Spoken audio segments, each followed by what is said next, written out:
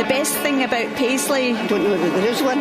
Well, a football team, maybe not the best team in the world, but you've got to support them because they're not Rangers and they're not Celtic. The worst thing about Paisley is the lack of investment, a lot of empty shops. The shops. The one-way system makes it hard to get to the shops. The road to Glasgow. Oh, no. And the best thing about Paisley is The people, because I think they're funny and feisty and just a little bit mad. Mark Steele's in town.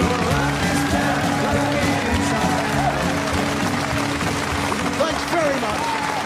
Thank you very much, and welcome to Mark Steele's in Town, which this week comes from Paisley. 7 miles from Glasgow, and like Glasgow, known for its fierce and unwavering loyalty to England. Paisley has become a town with a lot of support for independence, not so much from England as from Glasgow. I made the mistake once of saying that Paisley was in Glasgow, and it's not something I ever want to do again. How dare you say Paisley's in Glasgow? We're at least 3 minutes away on a train, don't you know? Paisley is very much its own town, 7 miles from Glasgow. It differs from its neighbour in many ways, such as Paisley prefers all its shops in the town centre to be shut down.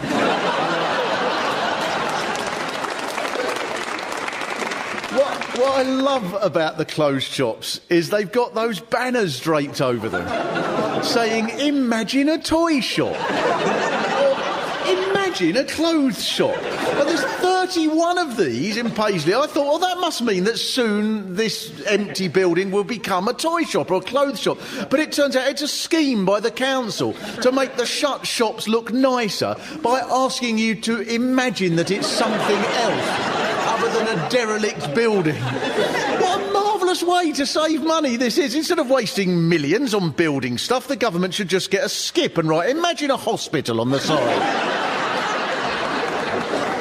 The only question is, if you're going to imagine something, couldn't you come up with something a bit more exciting than a toy shop?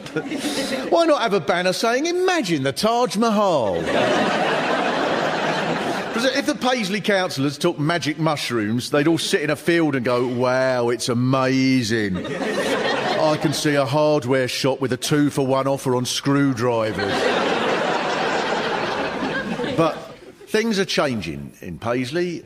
If you look very, very carefully and you really keep an eye out and keep your ears open, you can spot that there is a slight growth in support for the Scottish National Party.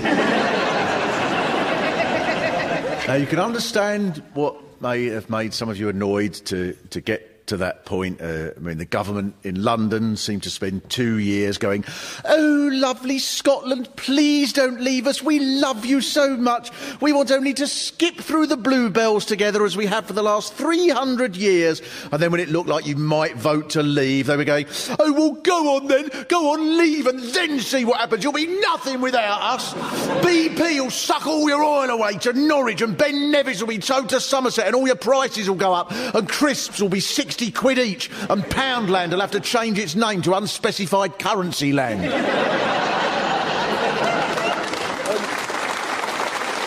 And they made all these promises to get you to stay part of the United Kingdom by promising you all these extra powers, and then 5 minutes after the vote was over, they went... In Paisley, you've not only voted for the Scottish National Party, but for the face of the Scottish National Party, a 20-year-old called Mary Black. She is proper Paisley.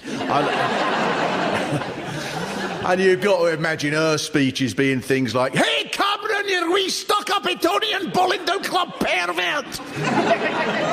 Order, order, order. You can get to bollocks as well, Mr. Speaker, by the way." Because Mary Black beat a former member of the Cabinet, Douglas Alexander, and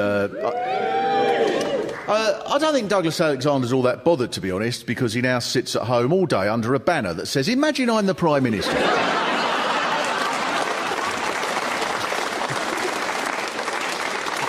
And she's not one of these 20-year-old political hack types who look like they failed the audition to get on The Apprentice. Because at a rally, and I'm sure you know this, at a rally after the referendum, she said, at the count, all these fat cat Labour councillors were goading us, clapping sarcastically, saying better luck next time or hard lines. It took everything, every fibre in my being, not to put the nut on one of them.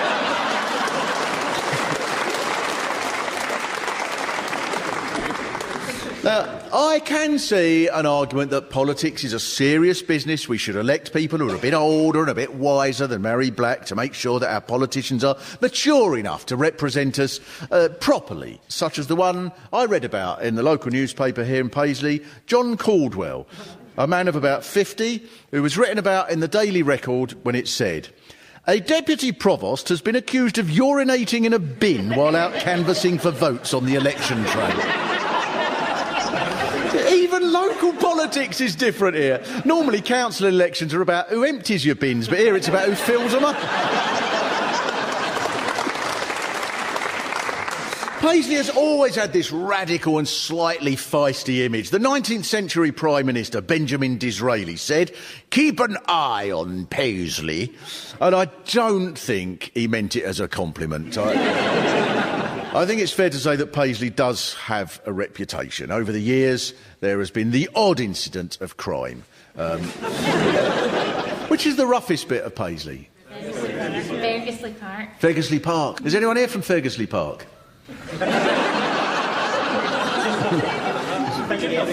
They don't have Radio 4 in Fergusley Park. I bet there's some blokes going round. Is that gardener's question time?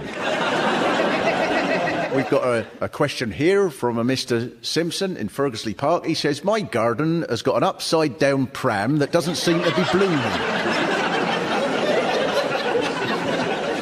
And there are open shops in the town centre. There are a few. There's Leisureland. You're familiar with Leisureland, an amusement arcade that makes you wonder why anybody would ever bother going to Las Vegas. In a certain light, at the right time of day, it even looks as if some of the paint hasn't quite flaked off. It just oozes Leisureland. One building at 13 High Street was described by some people as Paisley's eyesore. Now, a lot of effort goes into earning that title because there is stiff competition. There was a blogger on the internet who gave a touching personal account of the building, saying, the other day I went up to the door and sniffed. There was something very unpleasant in there. I think it smelt of pigeon corpses. But the Paisley spirit defies this. It keeps coming up with new business ventures. So you've got this new shopping centre, and instead of calling it the Mall like anywhere else, you call it the Piazza. And I can see why, because as soon as you get past Poundland in there, you feel as if you're in Italy. First time one of the shops in there shuts down, it'll have a big banner over it saying, imagine the Colosseum. And, Paisley, you've got a car park in the sky.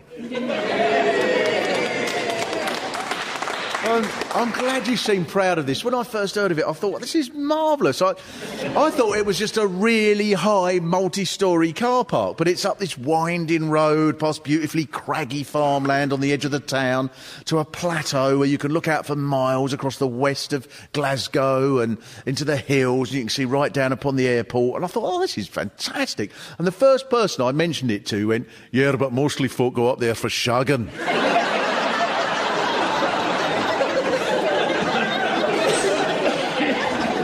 What a disappointment. This glorious view, and people are just up there going, we'd best go at it a bit quicker, the ticket runs out in 5 minutes. This is an environment that just seems to create heroes. It was a Paisley man, John Smeaton, the baggage handler. He's the man who punched one of the terrorists who rammed a jeep into Glasgow airport and tried to set it on fire. There's another heroic passer-by story that I was told here by a Paisley man while I was having a drink at the Bull. Apparently, a pit bull attacked a passer-by and the dog's jaws locked round the man's testicles. And They were just there in this rather alarming sort of stalemate for a while, and the police were called, but some action was required quite urgently. So a passerby whacked the dog with a baseball bat, and the dog let go and ran off. And later the police issued a statement saying, "It was lucky this happened in Paisley, as it's the only place you can guarantee there'll be a passerby with a baseball bat." Now, some of the pubs here are brilliant, right? I went to the Craigie Lee. Now, that is the friendliest pub in the world. Do people know it? Oh, you've got to go in there. It's brilliant. There was about 20 people, all came over and just wanted to chat. One fella he came over and he said, "Oh, you're from England, all right? I was in England myself once." He said, "I was put in charge of the biggest pig farm in the whole of Luton. 500,000 pigs. I had help mind."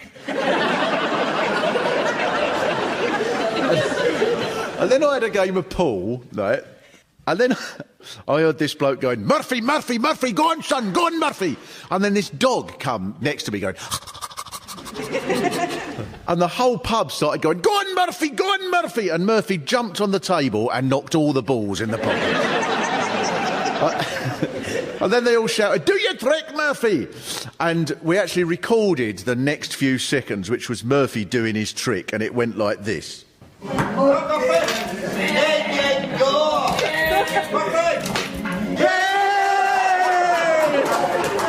That was a dog knocking a ball into the pocket. It's one of my favourite pubs I've ever been in. I'd like to take them all to the Crucible for the World Snooker Final. Just the blue required to leave Ronnie O'Sullivan needing snookers. "Go on, Murphy, go on, Murphy, go on, son! Go on, son, up here, good son, there you go, Murphy, go on!" But like anywhere with a reputation, it's not all like that at all. You can go fishing here in the River Cart. There's a beautiful abbey. There's a website forum that asks people to say something nice about Paisley. And there were all the answers you'd expect, like it's better than Dumbarton. And then there were truly artistic ones, like this. "Paisley is the finest location to live in on the planet. It has a little bit of everything. 1 minute you can be in a knife fight over a bag of skag. The next you can be yodeling in the picturesque scenery of the surrounding hills and mountains." Who doesn't love a place like that? A knife fight over drugs, then off for a yodel in the hills. "High in the hills, now I've scored some pills. But there are plenty of nice things that can be said about Paisley. You've got the most extraordinary history here that's fascinating because it all leads to where you are now. For example, the book, A History of Paisley, starts with the question, was Paisley a part of the great Roman civilization? There is a legend, actually, that there was one local woman who terrified the passing Roman legions, declaring, "I swear by my people that it takes every fibre of my being not to put the nut on ye."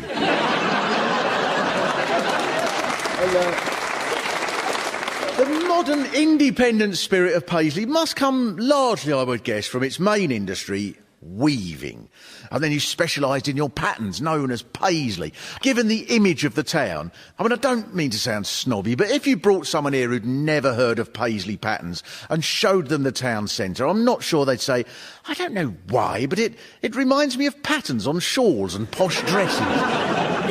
But then I found out the pattern originally came from India, and according to the social geography of Paisley, some design scholars believe that the pattern is the convergence of a stylised floral spray and a cypress tree, a Zoroastrian symbol of life and eternity. Ooh. How did a Zoroastrian symbol end up being named after Paisley? I tell you what, pal, I know just the place to make tons of this gear. I come from a place called Paisley. You can barely move for Zoroastrians. The Paisley pride comes out in other ways as well. So by 1800, the weavers had learnt to read and schools were set up here long before they were in most places, and most of the town supported the radical movements. But no one could vote here because Paisley wasn't allowed a member of Parliament. I suppose the establishment thought it couldn't be trusted with one, as you never know who might be elected here one day. So, after the French Revolution in the 1790s, a Declaration of Rights was published by the Friends of Reform in Paisley. And then the police raided houses through Paisley to arrest any of the agitators. And it says in the history of Paisley, the rest of them called for an insurrection. And the weavers' method of spreading news of their action was by banging this drum, which someone had brought back from the Battle of Waterloo. And then a crowd would gather and a weaver would make a speech. And they had another method of spreading the word as well, which was to go up to a nearby mountain and sing, "High on a hill, we're on strike at the mill." But the radical tradition went on. For example, they supported the campaign to abolish slavery, and Uncle Tom's Cabin was performed here. But to show their support, the weavers of Paisley would black up by putting burnt cork on their faces and sell gollywogs at the event. Like it was an anti-racist carnival, but the organisation had been contracted out to UKIP.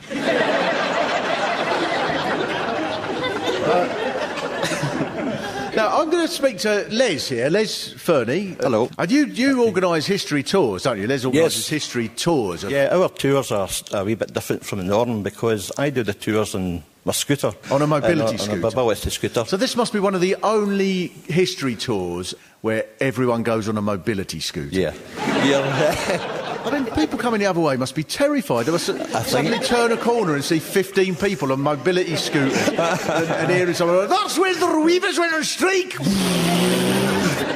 Everyone says, "You don't have any scratches in your scooter." I said, "That's because everybody gets out my way when they see me coming." But there was one battle over one piece of thread, because each garment that the weavers threaded needed one particular thread that bound the colourful threads together, and that bit was called the smash shot. But this thread was tucked away where it couldn't be seen, so the employers refused to pay for the work done on this invisible thread, and the weavers even had to buy the material for it and pay for it themselves. And the weavers went on strike until the rule was changed, and there probably was another way they could have won that dispute. They could have carried on making the shawls, but instead of a thread written, "Imagine a thread," where it would have been. But the brilliant thing, I mean, there's lots of weavers' strikes in different bits of the country, but Smash Shot Day is still celebrated. You have a parade with bagpipe bands and people dressed as pandas for a reason I cannot fathom. And then there's a huge model of a mill owner that is then set on fire. This is a brilliantly diverse set of pointless activities. Any tourists coming past, they must think, so were the pandas on strike? And why the pandas? Paisley Panda was the mascot at St Mirren. Because of St Mirren? The colours that they wear, black and white. There's two stories. The monks who used to be out the abbey had black and white robes, but also there's a white cart and a black cart that flow through the town. A white cat and a black cat? White cart. The rivers. Oh, the cart. Oh, I've got someone translating for me. Yes, and happy birthday to you. I think it's marvellous how you have all these wonderful words. Black cat and a white cat, how absolutely delightful. What a wonderful symbol of racial integration to have these two delightful little feline beasts symbolising all that's marvellous about your beautiful little Paisley town and everybody getting on with this tremendous diversity. Always a flourish with the way you remember stuff here. From all the centuries of weaving, the weaver who's remembered most commonly, even with a statue outside the town hall, is a weaver poet called Robert Tannahill. He built a writing desk next to his loom so that he could write poetry while he was weaving, resulting in the most poignant poetry, but his clothes must have been bloody useless. Robert, this shirt's got only one sleeve. Sorry, big man, I was trying to think of something that rhymes with Zoroastrian. Now, like most Scottish poetry from that time, his poems were a mixture of everyday subjects that spoke to the common people of the time and weird words that make no sense whatsoever. I think Scottish poets just put that mad stuff in to pad it out. They could take the simplest poem, and once they'd finished with it, you'd end up with "Ode to a wee spider." Ency Rinsey Spider climbing up ye wee spout. Doon come the rain with her mickta knuckle whizzin' brochty on their knockty. And fair flushed ye eight-legged wee beastie link-a-dittled bink-dink like all our athletic oot. Like most history or politics in Paisley, things are talked about in a distinctly Paisley way. I mean, like when Asquith, the Prime Minister, the Liberal leader, when he became MP for Paisley, standing against someone called Mr Bigger, there was a rhyme for the campaign that went, I quote, "Vote for Asquith, the man you know. Into Parliament he must go. If Mr Bigger says a word, we'll hit him on the head with a horse's club."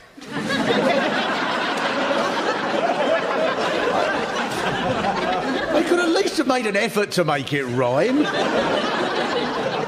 But one of the proudest episodes, I think, in Paisley's history is that you changed the basis of law. Because in 1928, Mrs May Donoghue went to the Well Meadow Cafe where a friend bought her a ginger beer. And halfway through, she realised that in her drink there was a snail. Mrs Donoghue then tried to sue the ginger beer company for £550 as she suffered stomach pains and shock from seeing this snail in her drink. The ginger beer company said that they weren't responsible and they must have thought, "Oh, come on, you're from Paisley. You can't be that upset by a bloody snail in your ginger beer." Especially with that generation. I mean, I could have told my dad in the 70s that there was a scorpion on me apple and he'd have gone, "Well, eat round it." But Mrs Donoghue took the case to the House of Lords and the company was found guilty of negligence and she got £200. And this is a case that lawyers all learn because it's the basis of the law of negligence. You can look on YouTube at these law school events where young lawyers have to act it out, honestly. And they're stood there going, "Och, no. There's a snail in me wee ginger beer, the new." But here's my favourite bit of the whole story that's changed law forever. The BBC website on this case ends by saying, "But to this day, no one knows for sure if there ever really was a snail in May Donoghue's bottle of ginger beer." That's so Paisley. A landmark case with billions of studies and shelves full of books about it. And Mrs Donoghue probably spent the rest of her life going, "Best thing is there wasn't a snail to start with." Or made the snail up.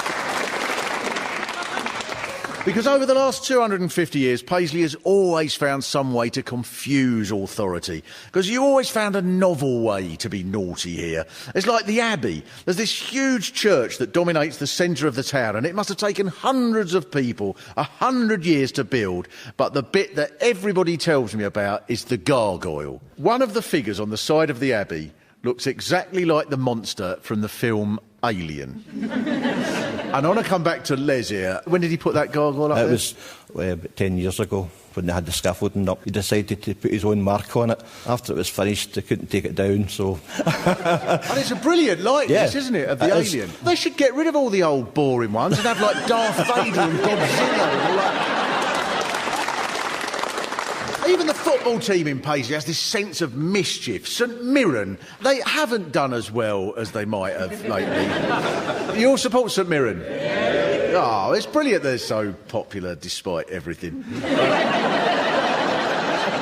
But you can tell the sort of club St Mirren is because where other footballers do adverts for things like trainers and boxer shorts, I read this in the Paisley Express. Roly-poly St Mirren legend Mark Yardley is making a big impression on football fans once again thanks to a massive breakfast named in his honour.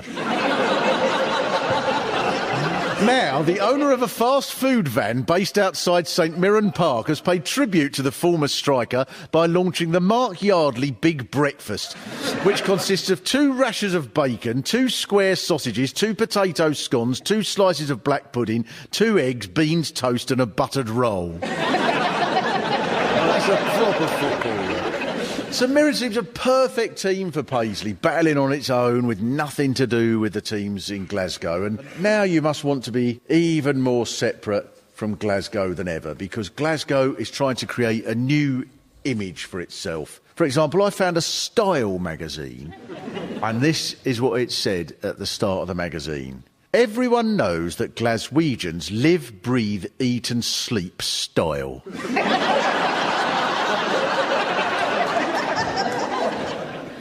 See, Glasgow has a history of being stroppy, but Paisley challenges them for that title, especially since your 20-year-old student MP was one of the stories of a general election. They'll all be copying her there now, all the other MPs. Peter Mandelson will say, you know, I recently met with Vladimir Putin, and I can tell you it took every fibre of my being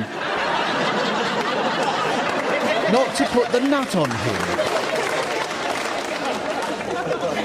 I think the whole of Paisley should follow her into the House of Commons. And then you'd get, would the Prime Minister not agree that the recent economic figures... Go on, Murphy, go on, son!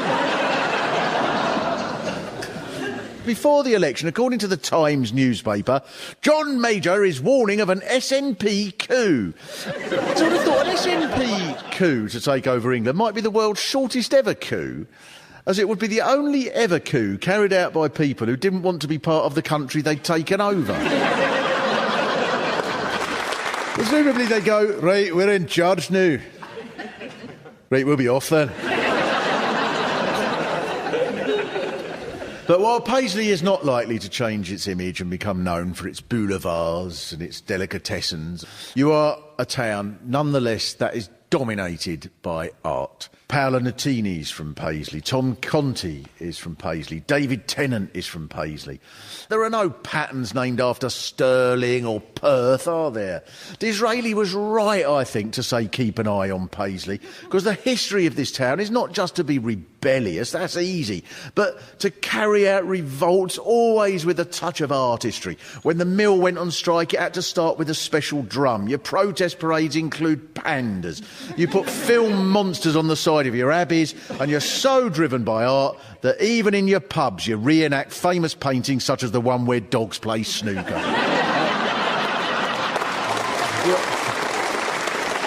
Your real shops are so much more imaginative than your imaginary shops.